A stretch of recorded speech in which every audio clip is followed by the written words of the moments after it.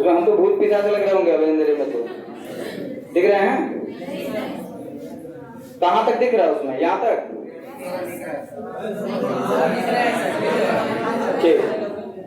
ठीक है, अब शांत हो सब। मौसम भी सही हो गया है, अंधेरा हो गया, बाहर बदरी है और गर्मी भी उतनी नहीं है जितनी रहनी चाहिए। ठीक है, अभी पढ़ा करके गर्मवा देते हैं तुम लोगों को। ठीक है, अभी गर्मी आ जाएगी। ठीक, समय पर्याप्त है, हम लोग का लगभग 40 मिनट तक की क्लास आराम से चल जाएगी। ठीक है, 8:35 पर बेल लगती है, 8:35 तक चल जाएगी क्लास। ठीक, इसके पहले भी हमने बताया हुआ है, ऑन है, रिकॉर्डिंग हो रही है ना? हाँ, तो पीछे से कौन का जेडी नहीं बोल रहा है?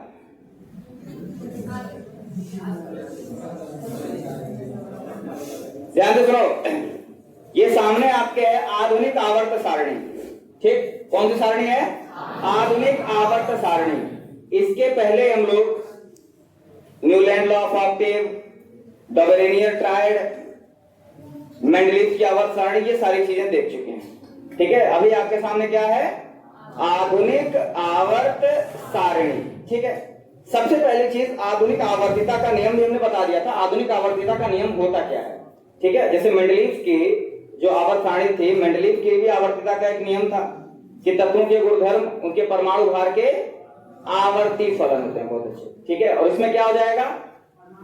परमाणु क्रमांक हो जाएगा। तत्वों के आवर्ती गुण उसके परमाणु क्रमांक के आवर्ती फलन होते हैं। अर्थात यदि हम तत्वों को उनके परमाणु क्रमांक के बढ़ते हुए क्रम में अविनाश बाबू व्यवस्थित करें तो after regular interval of element, मतलब कुछ तत्वों के नियमित तत्वों के अंतराल के बाद हमें उनके गुणधर्मों में समानता देखने को मिलती है। ठीक, अब इसका डिस्क्रिप्शन देख लेते हैं पूरा।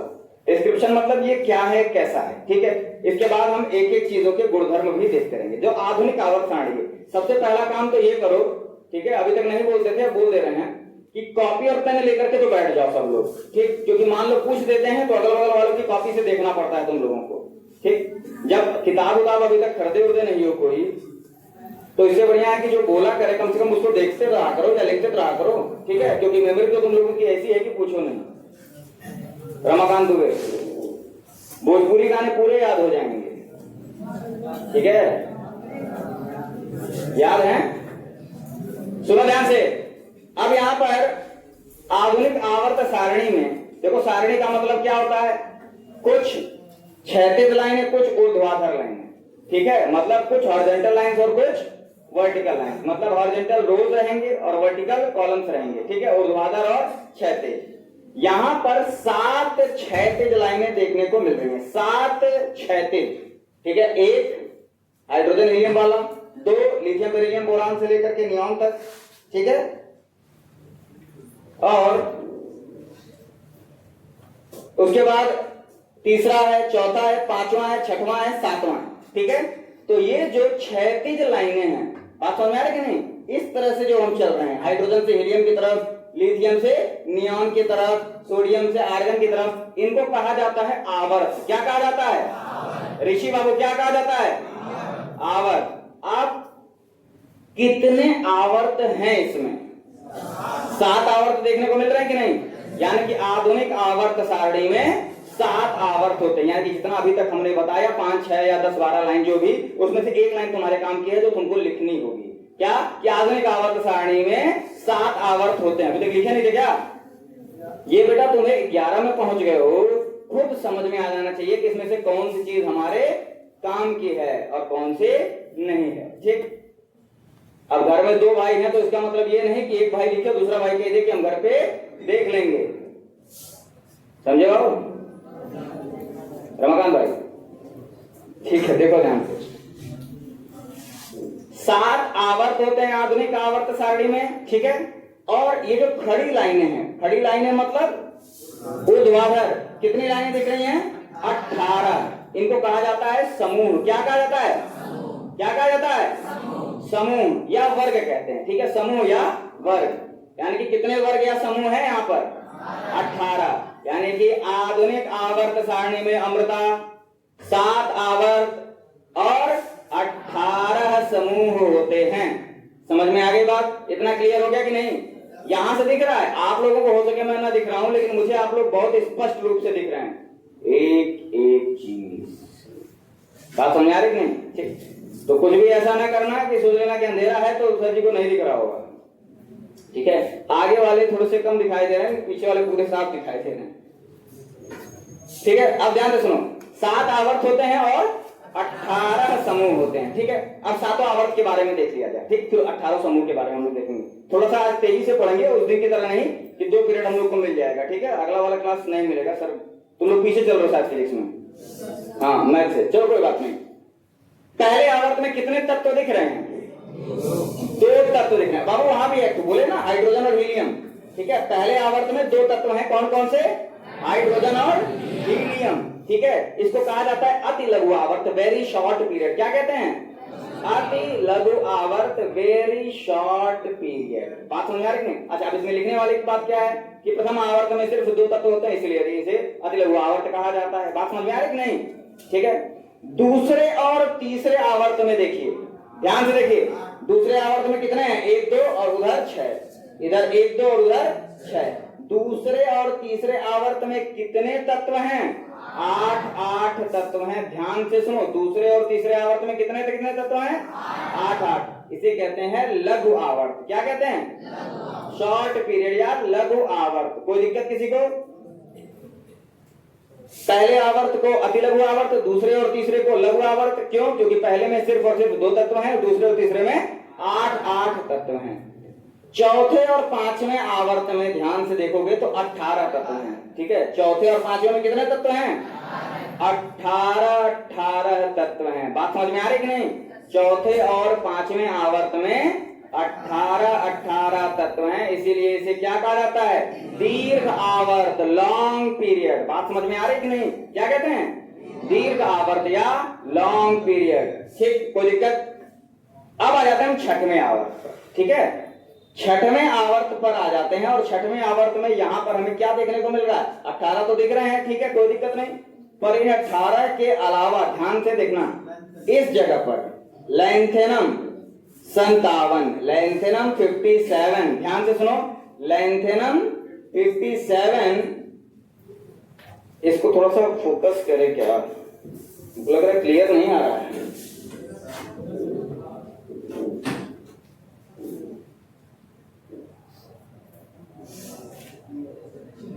वही सही था, चलो कोई बात नहीं। लैंथेनम 57, ठीक है, यहां पर क्या है? लैंथेनम 57 उसका क्या है? परमाणु क्रमांक क्या है? ठीक है, लैंथेनम 57 के बाद, ठीक है, याद आ रही है पिछली क्लास? लैंथेनम 57 के बाद सीरियम 58 से ल्यूटेरियम 71 तक। कहां से कहां तक?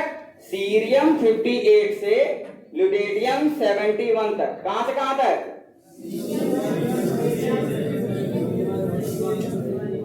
71, खाली 71 सुनाई दिया है, और ये सीरियम बेटा सुप्रिया 58 है। ठीक है, 57 बोली थी, भूल गई थी, सामने लिखा है। अच्छा नहीं दिख रहा, बोल तो रहे ना। लैंथेनम 57 के बाद सीरियम 58 से ल्यूटेरियम 71 तक देयर आर 14 एलिमेंट्स, 14 तत्व हैं। उन 14 तत्वों के गुणधर्म लैंथेनम के जैसे ही हैं। कैसे हैं? लैंथेनम के जैसे, समान तो हैं ही, पर किसके जैसे हैं? लैंथेनम के जैसे हैं। इसीलिए इन 14 तत्वों को क्या कहा जाता है? लैंथेनॉइड्स कहा जाता है। क्या कहा जाता है? लैंथेनॉइड्स कहा जाता है। क्या कहते हैं? कोई दिक्कत किसी को? क्यों लैंथेनॉइड्स कहा जाता है ऋषि? क्योंकि इनके गुणधर्म लैंथेनम से मिलते हैं। बात समझ आ रही नहीं? इन 14 तत्वों के गुणधर्म किससे मिलते हैं? लैंथेनम से मिलते हैं, इसीलिए इनको क्या कहा जाता है? लैंथेनॉइड। तो टोटल 6वें आवर्त में हमें 32 तत्व देखने को मिल रहे हैं। यहां पर लैंथेनम रहेगा ही, वो 18 हो गए, और लैंथेनम के बाद से 14 तत्व कितने हो गए टोटल? 32। इसीलिए इसको क्या बोलते हैं? अति दीर्घ आवर्त। क्या कहते हैं? अति दीर्घ आवर्त। क्लियर हो रहा है कि नहीं? 6वें आवर्त को क्या कहते हैं? अति दीर्घ आवर्त। कोई समस्या किसी को? कोई प्रॉब्लम नहीं है? ठीक। 7वें आवर्त में ध्यान से सुनो, 7वें आवर्त को कहा तो जाता है अपूर्ण आवर्त, क्योंकि अभी तक इसमें तत्वों की खोज जारी है। ठीक है, सातवें आवर्त को हम लोग क्या कहते हैं, अपूर्ण आवर्त कहते हैं। ठीक है, लेकिन ध्यान से सुनो, सातवें आवर्त में ही एक्टिनियम 89 के बाद, एक्टिनियम 89 के बाद थोरियम 90 से लेकर के, मतलब थोरियम 90 से लेकर के लॉरेंसियम 103 तक, ये जो बाद में संख्या बोल रहे हैं ये क्या है, परमाणु क्रमांक है उसका, लॉरेंसियम 103 तक टोटल 14 तत्व हैं जिनके गुणधर्म इस एक्टिनियम से मिलते हैं, जिनके कारण इसको क्या कहा जाता है, एक्टिनाइड्स कहा जाता है। क्या कहा जाता है, एक्टिनाइड्स कहा जाता है। कोई दिक्कत किसी को? तो क्या हो गया हमारा 14 लेंथेनाइड्स, 14 एक्टिनाइड्स। क्या हो गया 14 और 14, ठीक है, बोलोगे तभी बोल पाओगे, और जब बोल पाओगे तभी दिमाग में हिट होगा, ठीक है, और तभी चीजें याद हो पाएंगी। लेकिन तुम लोग बोलोगे नहीं, और जब बोलोगे नहीं तो न लेंथेनम बोल पाओगे, न एक्टिनियम बोल पाओगे, न थोरियम बोल पाओगे। ठीक है, थोरियम से थॉर याद आ रहा है, थॉर जानते हो ना, कौन है ये थॉर, कौन है ये थॉर,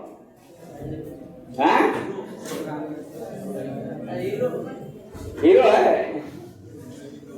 हाँ, एक कैरेक्टर है एवेंजर्स की जो फिल्में होती हैं मार्वल्स की, ठीक है, उसमें का एक एवेंजर है मार्वल का, तो उससे कोई दिक्कत नहीं, उसका इससे कोई रिलेशन नहीं है, वो अलग है और ये अलग है। ठीक है, थोरियम है और लॉरेंसियम है, उसके बीच में 14 तत्व हैं, तो 28 तत्व हमारे हो गए, 14 लेंथेनाइट, 14 एक्टिनाइट। ये एक्टिनाइट किसमें होता है, सातवें में, और लेंथेनाइट किसमें होता है, छठवें में। ठीक है, अच्छा, अब ये जो सातों चीजें हमने बताई हैं, सातों आवर्त के बारे में बताया है, ये सातों आवर्त के बारे में एक बार हल्का सा रैपिड रिवीजन कर लेते हैं। रैपिड रिवीजन का मतलब क्या होता है, तेजी से, धुआंधार, धुरिया झार।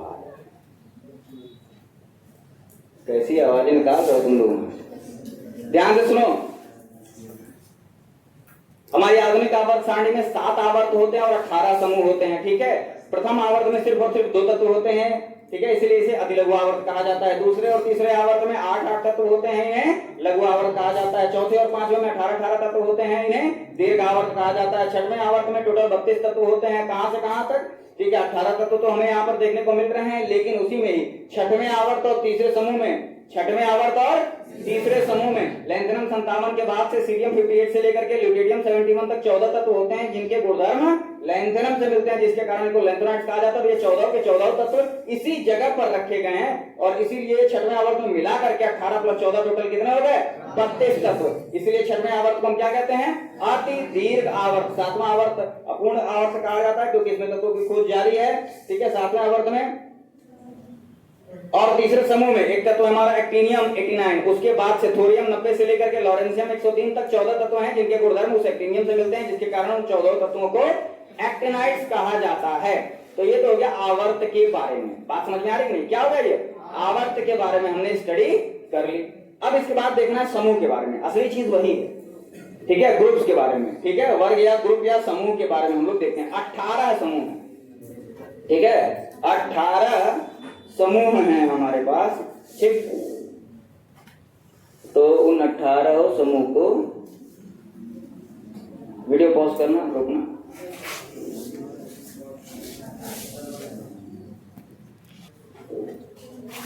चल रहा है ना, ऐसा ना हो कि हम 1 घंटा बोलते जाएं और उसका रिकॉर्ड ना हो। एक बार हुआ है, कई बार जब घर पे वीडियो बनाते हैं तो अकेले बना रहे होते हैं, तो कई बार क्या होता है, कभी माइक मेरा गड़बड़ रहता है तो खूब बोले रहते, बाद में वीडियो देखते तो लगता है च्युइंगम चबा रहे हैं, पूरा एकदम आवाज ही नहीं आती, और पूरा झूम करके। सदाशिव बाबू नाच नाच के लोट लोट करके पढ़ाए आदमी, और उसमें आवाज ना आए तो कार्टून लगता है। अब सुनो ध्यान से, हमारे यहाँ पर याद तो देखो, आवर्त सारणी में जो 18 समूह हैं, उन 18 समूह को ध्यान से सुनना, उन 18 समूह को टोटल देखो 4 ब्लॉक में बांट दिया गया है। ठीक है, कितने ब्लॉक में बांट दिया गया है, 4 ब्लॉक में बांटा गया है। पहले और दूसरे समूह को ऊपर देखो एस ब्लॉक, पहले और दूसरे को क्या बोला गया है, एस ब्लॉक। ठीक है, 13वें से लेकर के 18 तक क्या है, पी ब्लॉक है। ठीक है, बात समझ आ रही है, 13 से लेकर के 18 तक हीलियम को छोड़ दिया जाए तो क्या है, ये पी ब्लॉक है। तीसरे से लेकर के 12वें तक। टोटल कितने समूह हैं, कितने ग्रुप हैं? 10। ठीक है, टोटल कितने हैं? 10। उन 10 को का क्या कहा जाता है? डी ब्लॉक कहा जाता है। ठीक है, और ये जो लेंथेनाइट्स और एक्टेनाइट्स हैं, ये 14 टोटल 28 तक, तो इनको क्या कहते हैं? एफ ब्लॉक के तत्व कहा जाता है। तो एस ब्लॉक में कौन कौन से समूह आते हैं? जोर से बोलिए और तेज बोलो। पहला और दूसरा। बात समझ आ रही नहीं? ठीक है, एस ब्लॉक में कौन कौन से समूह आते हैं? पहला और दूसरा। डी ब्लॉक में तीसरे से लेकर के 12 तक, पी ब्लॉक में 13 से लेकर के 18 तक, और ये जो अभी हमने लेंथेनाइट और एक्टेनाइट पढ़ा है, इनको एफ ब्लॉक के तत्व हम लोग कहते हैं। बात समझ में आ रही है कि नहीं? ठीक है, इनको क्या कहा जाता है? एफ ब्लॉक के तत्व कहा जाता है। ठीक, अब यहां पर ध्यान से देख लेते हैं। ये तो आ गया कोई परमाणु के बारे में आ गया। अब एक आवर्त सारणी में देख लिया जाए कि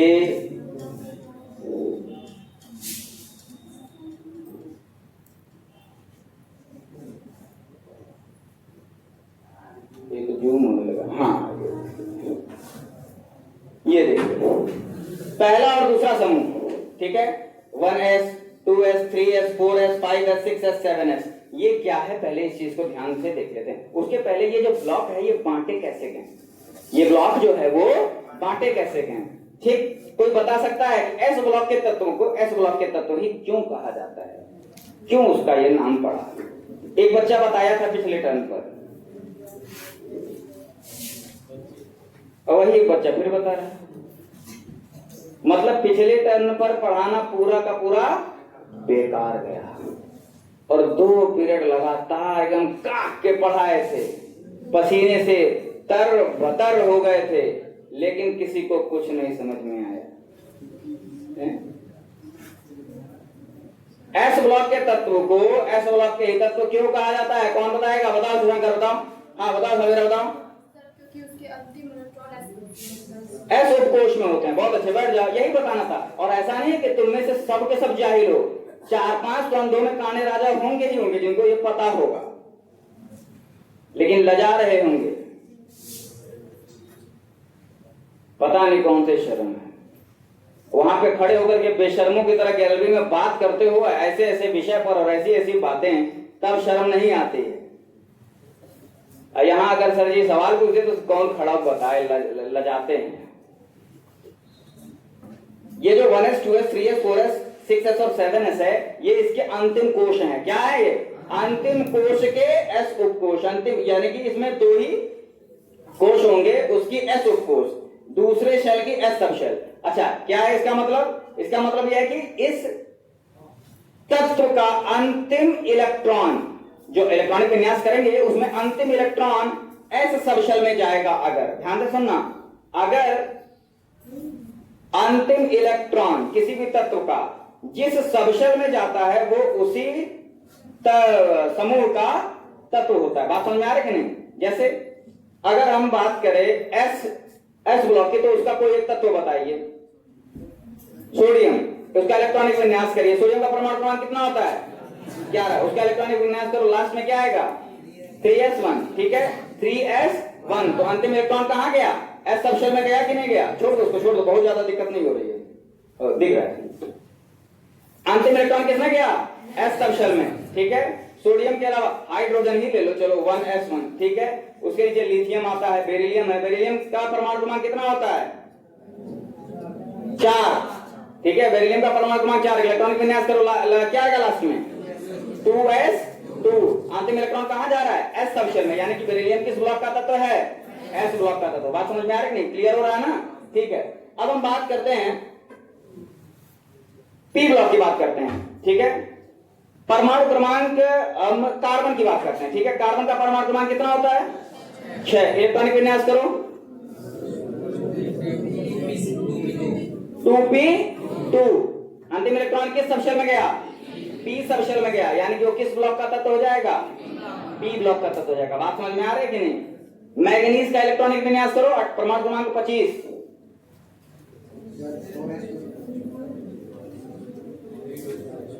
3d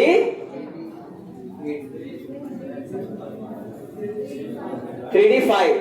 ठीक है, क्या आ रहा है 3d5। अंतिम इलेक्ट्रॉन किस सबशेल में जा रहा है, डी सबशेल में, यानी कि मैग्नीज किस ब्लॉक का तत्व है, डी ब्लॉक का तत्व है। यानी कि अगर हम लोगों को पता करना हो कि कोई तत्व किस ब्लॉक का तत्व है और ये ब्लॉक कैसे बने, ये ब्लॉक कैसे बटे, तो अंतिम इलेक्ट्रॉन जिस सबशेल में जा रहा होगा, ठीक है, अंतिम इलेक्ट्रॉन जिस उपकोष में जा रहा होगा, कोई भी तत्व उसी ब्लॉक का तत्व होगा। बात समझ में आ रही कि नहीं? ठीक है, अगर कोई तत्व है जिसका अंतिम इलेक्ट्रॉन एस सबशेल में गया है तो वो एस ब्लॉक का तत्व है। कोई तत्व है जिसका अंतिम इलेक्ट्रॉन पी सबशेल में गया है तो पी ब्लॉक का तत्व है। कोई इलेक्ट्रॉन है जिसका अंतिम इलेक्ट्रॉन, कोई तत्व है जिसका अंतिम इलेक्ट्रॉन डी सबशेल में गया है तो वो डी ब्लॉक का तत्व है। ठीक है, अब यहां पर देखते हैं एस ब्लॉक के बारे में पढ़ना शुरू कर देते हैं हम लोग। ठीक है, यहां पर क्या है, एस ब्लॉक के तत्व हैं। एस ब्लॉक के बारे में हमने बताया कौन कौन से समूह होते हैं एस ब्लॉक में। अब खाने का क्या, कौन कौन से समूह होते हैं, कौन कौन से, क्या बात है, पहला और दूसरा समूह होता है, एस ब्लॉक के ही तत्व होते हैं। ठीक है, अब इनके बारे में हम लोग पूरी की पूरी स्टडी कर लेते हैं, पूरी की पूरी स्टडी कर लिया जाए। सबसे पहली बात तो पहला और दूसरा है, ये आवर्त सारणी में सबसे बाएं होते हैं। कहां होते हैं, सबसे बाएं होते हैं। ठीक है, जो प्रथम समूह है, ठीक है, जो प्रथम समूह है हमारा, hydrogen, helium, sodium, potassium, rubidium, cerium और फ्रेंसियम, जो पहला हमारा समूह है। ठीक है, पहले समूह में हाइड्रोजन को अगर छोड़ दिया जाए, ठीक, तो हाइड्रोजन को छोड़ करके लिथियम से लेकर के हमारे फ्रेंसियम तक, इनको नाम देते हैं, अभी आ रहा है यहाँ पर अल्कली मेटल लिख के आएगा, अल्कली मेटल। ठीक है, लिथियम से लेकर के फ्रेंसियम तक इनको बोलते हैं क्षारीय धातुएं। क्यों कहा जाता है क्षारीय धातु, कोई बताएगा? हाँ, बहुत अच्छे, याद तो है। इनको क्षारीय धातुएं या अल्कली मेटल्स कहने के पीछे का कारण ये है क्योंकि इनके जो ऑक्साइड होते हैं वो जल में विलेय क्षारक बनाते हैं। बात समझ में आ रही कि नहीं? इनके जो ऑक्साइड होते हैं वो जल में विलेय क्षारक बनाते हैं, जिनके कारण इनको क्या कहते हैं, क्षारीय धातुएं या अल्कली मेटल्स कहा जाता है। अल्कली का मतलब होता है वाटर सॉल्युबल बेस। क्या कहा जाता है, वाटर सॉल्युबल बेस। ठीक है, ऐसे क्षारक जो जल में विलय हों उन्हें क्षार कहा जाता है, इसीलिए इसको क्या बोलते हैं, क्षारीय धातुएं कहा जाता है, क्योंकि इनके ऑक्साइड जल में विलय क्षारक बनाते हैं। बात समझ में आ रही है कि नहीं? ठीक है, लिथियम से लेकर के फ्रेंसियम तक पहले समूह को अल्कली मेटल्स कहा जाता है। अगर हाइड्रोजन को हटा दिया जाए यानी कि क्षारीय धातुएं कहा जाता है। क्यों? क्योंकि इनके ऑक्साइड जल में विलय क्षार बनाते हैं। ठीक है, ये सभी के सभी तत्व बहुत ज्यादा अभिक्रियाशील होते हैं। ठीक है, ये सभी के सभी तत्व क्या होते हैं, बहुत ज्यादा अभिक्रियाशील होते हैं। देखो सामने लिखा है most reactive of all metals, मतलब जितनी भी धातुएं होती हैं उन सब में सबसे ज्यादा अभिक्रियाशील कौन से होते हैं, प्रथम समूह के तत्व क्षारीय धातुएं होती हैं। ठीक है, सोडियम और पोटेशियम, ठीक है, ये सब तो इतने ज्यादा अभिक्रियाशील होते हैं, अभिक्रियाशीलता तो बढ़ती भी जाती है ऊपर से नीचे आने पर। ठीक है, बहुत ज्यादा अभिक्रियाशील होते हैं, जिनको पानी में अगर डाला जाए तो क्या हो जाता है, आग लग जाती है। पानी के साथ ये अभिक्रिया कर लेते हैं। ठीक है, पानी के साथ अभिक्रिया करके वही हाइड्रोक्साइड बना लेते हैं। जल के साथ अभिक्रिया करके क्या बना लेंगे, हाइड्रोक्साइड। क्या बना लेंगे, सोडियम का जो हाइड्रोक्साइड है उसका फॉर्मूला किसी को पता है क्या? हाँ बोलो, सही बोले। अरे यार, या तो तेजी से बोला करो या तो भिनभिनाया ना करो मक्खियों की तरह से। NaOH, ठीक है, सोडियम हाइड्रोक्साइड। ठीक, आधे में सीढ़ियों को तो पता नहीं होगा हाइड्रोक्साइड सोडियम का ये क्या होता है, ये तो पहले कभी नहीं सुने। पैदा होते ही 11 में चले आए हम तो, 9-10 में विज्ञान कहाँ पढ़े हैं। ठीक है, ध्यान से सुनो, इनकी अभिक्रियाशीलता के पीछे का कारण क्या है वो चीज देख लिया जाए। इनकी अभिक्रियाशीलता के पीछे का कारण, ये जो अंतिम कोश में एक इलेक्ट्रॉन है ये है। ठीक है, ये प्रथम समूह के तत्व हैं, तो अंतिम कोश में देखोगे 1s1 2s1 3s1, अंतिम कोश में ऐसे ही आता है। कितने इलेक्ट्रॉन होते हैं अंतिम कोश में, एक इलेक्ट्रॉन। ठीक है, अब उस एक इलेक्ट्रॉन को निकालना बहुत आसान होता है। उस एक इलेक्ट्रॉन को निकालना क्या होता है, बहुत आसान होता है, जिसके कारण ये थोड़ी सी भी ऊर्जा पा करके अपना एक इलेक्ट्रॉन क्या करते हैं, बाहर निकाल देते हैं, ठीक है, और अभिक्रिया कर लेते हैं, सोडियम आयन, लिथियम आयन या आयन बना लेते हैं, ठीक है। बात समझ में आ रही कि नहीं? अभी इसी क्लास में आगे हम लोग पढ़ेंगे कि वो ऊर्जा को क्या कहते हैं, जिस ऊर्जा को पा करके अंतिम इलेक्ट्रॉन निकाल देते हैं, इसी चैप्टर में आगे है, ठीक है।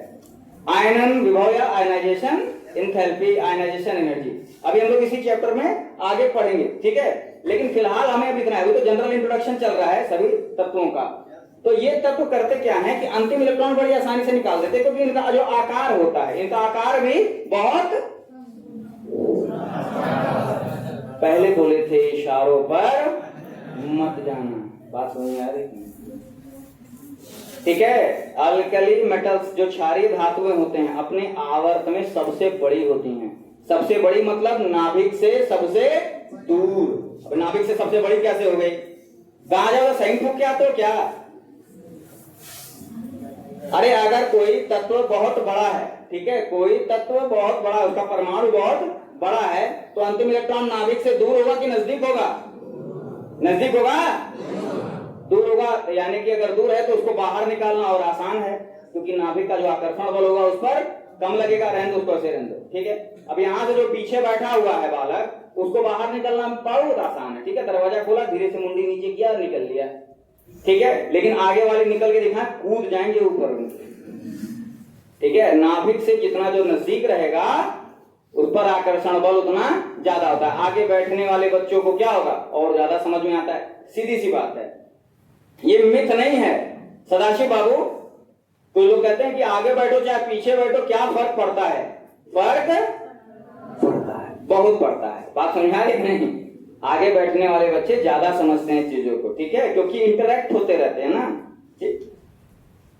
और सांस रोक करके बैठे हिल डुल नहीं रहे हैं, पूरा देख रहे हैं। अब पीछे वाले बैठे हैं, अपना पैर खुजा रहे हैं, पता नहीं चला बगल वाले का भी पैर खुजाने लगे, पता नहीं चलता है ठीक है, ध्यान से सुनो। तो अंतिम इलेक्ट्रॉन ये आसानी से त्याग देते हैं, देखो बहुत अच्छी तरह स्मूथली त्याग दिया, ठीक है, गायब, जिसके कारण इनके अंदर आयन बनाने की जो क्षमता होती है वो बहुत ज्यादा होती है, धनायन बनाने की क्षमता ज्यादा होती है, और धनायन बना करके ये किसी भी अधातु के साथ अभिक्रिया कर लेते हैं। सारी की सारी धातुएं बनी हुई हैं, यहाँ पर देख लेते हैं, सबके अंदर हल्की सी चमक आपको देखने को मिल रही होगी। इनके अंदर ये लश्यरस होते हैं, इनके अंदर चमक होती है, सभी धातुओं में चमक होती है, सोडियम धातु में भी चमक होगी, लेकिन वो चमक बहुत क्षणिक होती है, बहुत थोड़ी देर के लिए ही होती है। जैसे सोडियम का टुकड़ा है आपका, ठीक है, इसमें सोडियम बना है, सोडियम है यहाँ पर, ये सोडियम अभी चमक रहा है थोड़ा सा है, ठीक है, इसको केरोसिन ऑयल में रखते हैं हम लोग।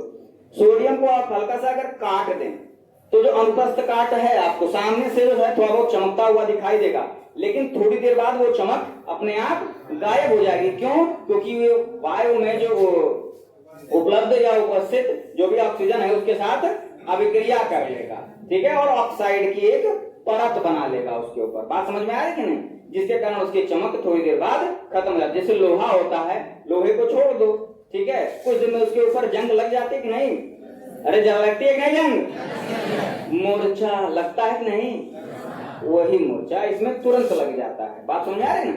वही मोर्चा क्या होता है, इसमें तुरंत लग जाता है, क्योंकि ये ज्यादा क्रियाशील है लोहे की तुलना में। ठीक, बात समझ में आ रही है ना? ठीक है, तो ये सारे के सारे हमारी धातुएं हैं, ठीक है, lithium, sodium, potassium, rubidium, caesium और फ्रांसियम, ठीक है। अब यहाँ पर देख लेते हैं इनकी अभिक्रियाशीलता, ठीक है। इसके पहले जो अभी बना था वो बता रहा था कि ये सभी धातुएं ऊष्मा की और विद्युत की सुचालक होती हैं। अरे धातुएं हैं तो सुचालक होंगी। अभिक्रियाशीलता देख ही रहे हो, यहाँ पर पानी में डालने पर आग लग जा रहा है, ठीक, कोई दिक्कत किसी को? हाँ, अब 2A, ठीक है। अब जो दूसरा समूह है वो पी ब्लॉक का है, एस ब्लॉक का ही है। पहला और दूसरा दोनों को कंबाइंडली एस ब्लॉक के तत्व कहा जाता है, ठीक है। Beryllium, magnesium, calcium, strontium, barium और रेडियम, ठीक है, एक साथ बोलो, beryllium, magnesium, calcium, strontium, barium और, बोला तो नहीं कोई, ठीक है, फिर से जैसे पिछले टर्म पर बोल रहे थे, समय कम है। Beryllium, magnesium, calcium, strontium, barium, radium, beryllium, magnesium, calcium, strontium, barium, radium, beryllium, magnesium, calcium, strontium, barium, radium. ठीक, फिर से बोलते हैं, beryllium, magnesium, calcium, strontium, barium, radium. बोलो जल्दी। रेडियम। मुंह हिला दिया, उसका लास्ट में क्या बोल दिए? रेडियम।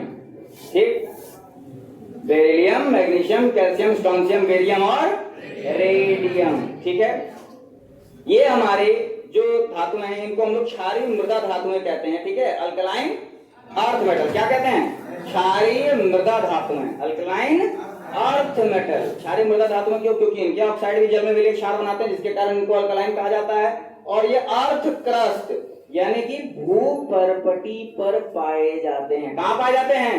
भूपर्पटी। अरे भूगोल पढ़े हो कि नहीं? तो भूपर्पटी मतलब अर्थ क्रस्ट, अर्थ के ऊपरी भाग में पाए जाते हैं। ठीक है, अरे भैया ये कैल्शियम है, कहां कहते हैं वो? हाँ, कैल्शियम है। ठीक, आलू बहुत खड़े हो जाओ। इनके अंदर हड्डी है?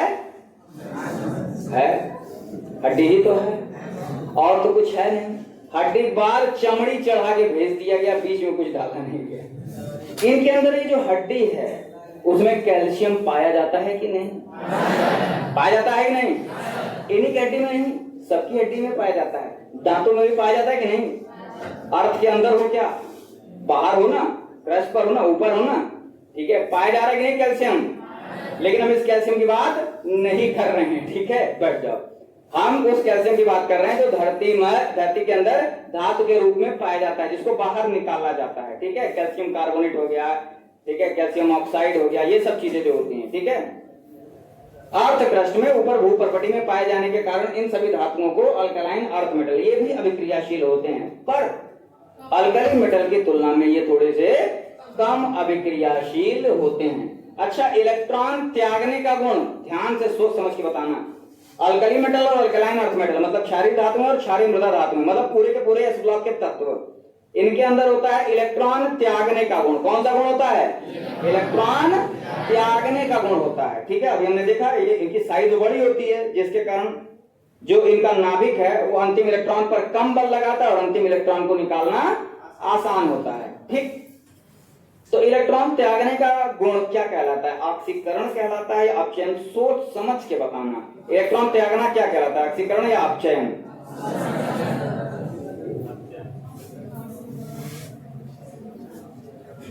कितने लोग ऑक्सीकरण कह रहे हैं? हाथ उठाइए। कितने लोग अपचयन कह रहे हैं? हाथ उठाइए। पर अपचयन तो ज्यादा सुनाई दिया था, अपचयन ज्यादा सुनाई दिया था। अच्छा, मतलब अपचयन जितने लोगों ने भी बोला है वो एक नंबर के जाहिल, गंवार, बेवकूफ, मूर्ख, अज्ञानी, गधा सब है। क्योंकि पहले तो उनको पता नहीं था, अपचयन उन्हें अच्छा लग रहा था शब्द, इसलिए अपचयन बोल दिए, इसलिए उनके हाथ उठाने में भी कॉन्फिडेंस नहीं दिख रहा था। आज जिनका ऑक्सीकरण था जवाब, उन्हें पता था कि सही है तो हाथ उठा रहे हैं जैसे पंखा छू देंगे। पीछे वाले, ठीक है, उन्हें पता है कि ऑक्सीकरण क्या है, सही है तो हाथ उठा। इलेक्ट्रॉन त्यागने का गुण क्या कहलाता है?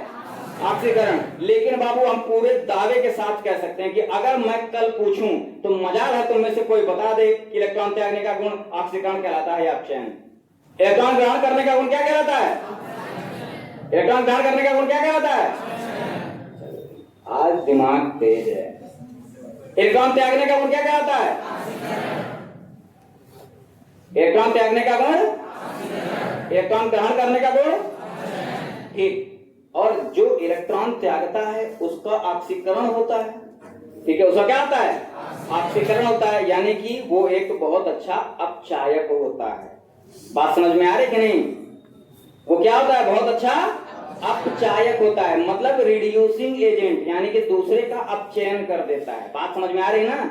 यानी कि जो क्षारीय धातु और क्षारीय मृदा धातु होती हैं, ये एक बहुत अच्छी अपचायक यानी कि रिड्यूसिंग एजेंट होती हैं। क्यों? क्योंकि खुद ऑक्सीकृत बहुत आसानी से हो जाती हैं। ठीक है, यहाँ पर क्या active valence electron and less reactive than group first A elements. सब में दो, अंतिम कोश में कितने इलेक्ट्रॉन होते हैं? 2 इलेक्ट्रॉन होते हैं, और पहले समूह की तुलना में इनकी अभिक्रियाशीलता थोड़ी सी कम होती है। ठीक, अब यहां पर इसके बाद है पी ब्लॉक। पी ब्लॉक में टोटल 6 समूह आते हैं, समूह 13 से लेकर के 18 तक, समूह 13 से लेकर के 18 तक आता है। ठीक है, हम 18वें समूह से शुरू करते हैं। हीलियम मान लो, चलो ठीक है, पी ब्लॉक में नहीं ना वो तो 1s2 होता है। ठीक, 13 से लेकर के 18 तक टोटल कितने समूह हैं? बाबू आप पैरों से हिल रहा है। ठीक है,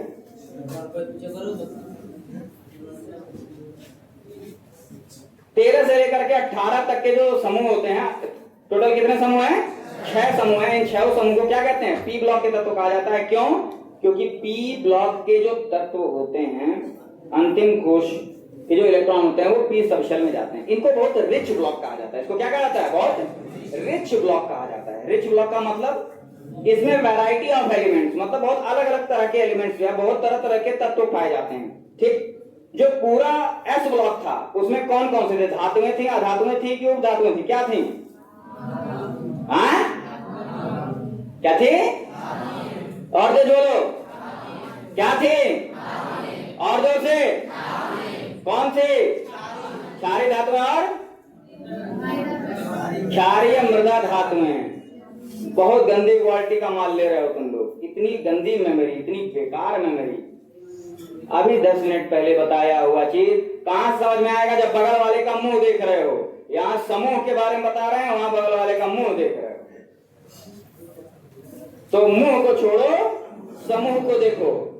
ठीक है, एस ब्लॉक पूरा का पूरा धातुएं। अविनाश बाबू तुम्हारा कैल्शियम दिख रहा है यहाँ, ठीक है? अभी पी ब्लॉक चल रहा है ना, कैल्शियम ना दिखाओ। एस ब्लॉक पूरा का पूरा हालियम पर धातुएं, डी ब्लॉक पूरा का पूरा धातुएं। यानी कि अगर हम बात करें इसके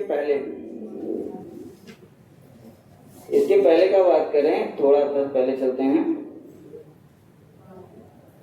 थोड़ा सा और पहले। हाँ, बड़ी तेज चल रहा है, अब धीरे हो गए।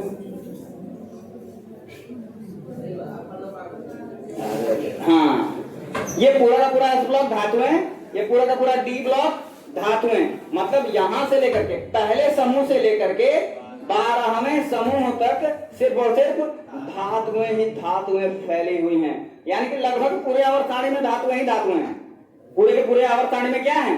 धातुएं ही धातुएं हैं। ठीक है, अभी डी ब्लॉक तो हमने पढ़ा नहीं है, ठीक है, इसको पढ़ेंगे। एस ब्लॉक पूरा का पूरा धातुएं, डी ब्लॉक इनको संक्रमण धातुएं या ट्रांजिशन मेटल भी कहते हैं। ठीक है, डी ब्लॉक यानी कि समूह 1 से लेकर के समूह 12 तक, यानी कि पहले के 12 समूह सिर्फ और सिर्फ धातुएं ही धातुएं हैं। ठीक है, लेकिन अगर बात करें हम पी ब्लॉक की, अगर बात करें पी ब्लॉक की, तो पी ब्लॉक में धातुएं भी हैं, अधातुएं भी हैं और उप धातुएं भी हैं। क्या क्या है? धातुएं भी हैं, अधातु भी है, उप धातु भी है। ठीक, एस ब्लॉक में सभी के सभी हाइड्रोजन को छोड़ दिया जाए तो सभी के सभी क्या है? ठोस अवस्था में पाए जाते हैं। ठीक, डी ब्लॉक में सभी के सभी अगर मरकरी को छोड़ दिया जाए तो ठोस अवस्था में पाया जाता है। अरे धातुएं ठोस अवस्था में पाई जाएंगी कि नहीं? एस ब्लॉक और डी ब्लॉक जब पूरा का पूरा धातु है और धातुएं ठोस अवस्था में पाई जाती हैं, मरकरी को छोड़ दिया जाए और हाइड्रोजन को छोड़ दिया जाए। लेकिन अगर हम बात करें पी ब्लॉक की, तो इसमें ठोस अवस्था भी पाई जाती है, द्रव अवस्था भी पाई जाती है और गैसीय अवस्था में भी तत्व पाए जाते हैं। इसीलिए इसको बहुत रिच ब्लॉक कहा जाता है। मतलब इसमें बहुत अलग अलग वैरायटी के तत्व पाए जाते हैं, धातुएं भी, अधातुएं भी, उपधातुएं भी, ठोस भी, द्रव भी और गैस भी। बात समझ में आ रही कि नहीं? पी ब्लॉक को पढ़ना, इसीलिए आप लोग के 12th क्लास में पहले था पी ब्लॉक के तत्व नाम का एक चैप्टर था, बहुत बड़ा चैप्टर था और बहुत ज्यादा वेटेज वाला। वेटेज मतलब बहुत ज्यादा मार्क्स के बोर्ड में क्वेश्चन भी पी ब्लॉक से आते थे। इतने अलग अलग तरह के तत्व हैं। ठीक है, हम 18वें समूह से शुरू करते हैं।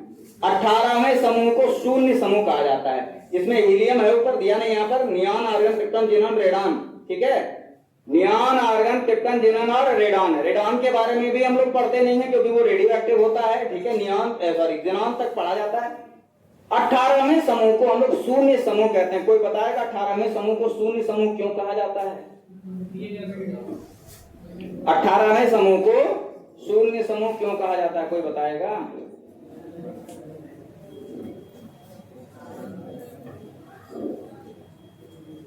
भैया जी जी हाँ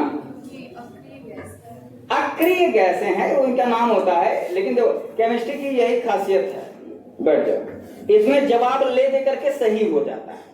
कुछ भी बोले उल्टा सीधा, ठीक, तो कुछ भी बोलोगे तो घुमा फिरा के सही हो जाएगा, ले दे का मतलब वही निकल के आता है। लेकिन फिर होता है क्या है कि नंबर नहीं मिलते हैं, नंबर जो मतलब होता है वही लिखना होता है, ठीक है। अक्रिय गैसें इनका नाम है, अक्रिय गैसें हम लोग कहते हैं, क्यों कहते हैं हम लोग देखेंगे।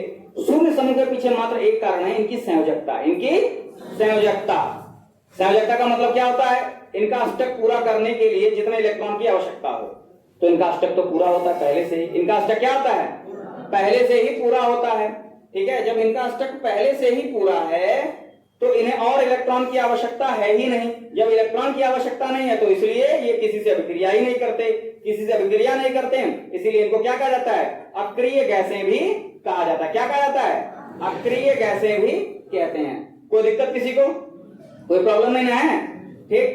18वें समूह के तत्व को अक्रिय गैस कहा जाता है, ठीक है। अक्रिय गैस के तत्व कहा जाता है, सॉरी अक्रिय गैस कहा जाता है क्योंकि ये किसी से अभिक्रिया नहीं करते हैं। क्यों अभिक्रिया नहीं करते हैं, क्योंकि इनके अंतिम कोश में 8 इलेक्ट्रॉन होते हैं, हीलियम में 2 होते हैं, ठीक है।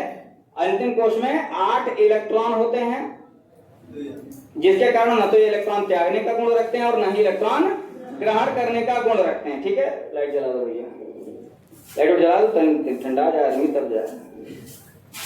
न तो इलेक्ट्रॉन त्यागने का गुण रखते हैं और न ही इलेक्ट्रॉन ग्रहण करने का गुण रखते हैं, ठीक है। जिसके कारण इनकी संयोजकता कितनी होती है, 0। अरे बोलो जल्दी से, 0 होती है, जिसके कारण 18वें समूह को शून्य समूह भी कहा जाता है। बात समझ में आ रही कि नहीं, 18वें समूह को क्या कहते हैं, शून्य समूह भी कहते हैं। इसमें अच्छा, जब ये किसी से अभिक्रिया ही नहीं करते हैं तो इनके रासायनिक गुणधर्म हम लोग पढ़ेंगे नहीं, लेकिन फिर भी केमिस्ट्री है, उसमें हम लोग क्या करते हैं कि अच्छा ये होता है, लेकिन ये थोड़ा सा अलग दिखता है, ठीक है। सब अंतिम जो है इलेक्ट्रॉन जो है वो 3d1 3d2 3d4 जाएगा, लेकिन फिर क्रोमियम बीच में आ गया 3d5 हो जाएगा। बात समझ आ रही कि नहीं। तो ऐसे ही ये किसी से अभिक्रिया नहीं, कहां उड़ने लगा जी, अच्छा पंखा चलो, ये किसी से अभिक्रिया नहीं करते हैं, लेकिन जिनान है वो कभी कभी कर लेता है अभिक्रिया। जिनान अच्छा वो भी करेगा किससे, फ्लोरीन से करेगा या ऑक्सीजन से करेगा, और किसी से ऐसे भी अभिक्रिया नहीं करता है। या तो फ्लोरीन से करेगा या फिर ऑक्सीजन से, क्योंकि जिनान अभिक्रियाशील नहीं है, लेकिन फ्लोरीन और ऑक्सीजन तो अभिक्रियाशील है ना। फ्लोरीन और ऑक्सीजन तो बहुत ज्यादा अभिक्रियाशील है, इसलिए वो जिनान से अभिक्रिया कर लेते हैं, ठीक है। बात समझ में आ रही कि नहीं। तो यहां तक हो गया। अब इसके बाद हम लोग हैलोजन से पढ़ना शुरू करेंगे। इसके बाद कहां से पढ़ना शुरू करेंगे हम लोग, हैलोजन से पढ़ना शुरू, अच्छा हैलोजन से पढ़ना शुरू करेंगे अगली क्लास में।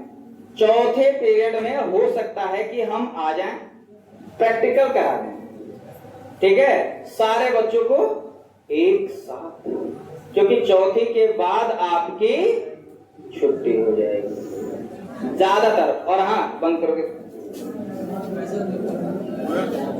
अरे पहले वीडियो को बंद करो।